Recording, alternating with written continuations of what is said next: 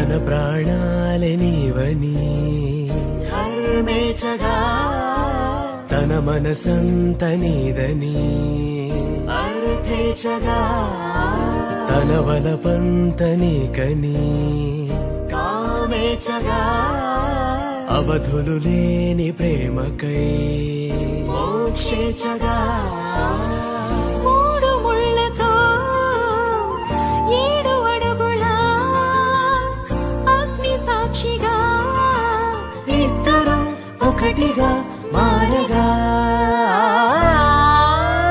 మరుపేలేని సంతకం వెళ్ళి పుస్తకం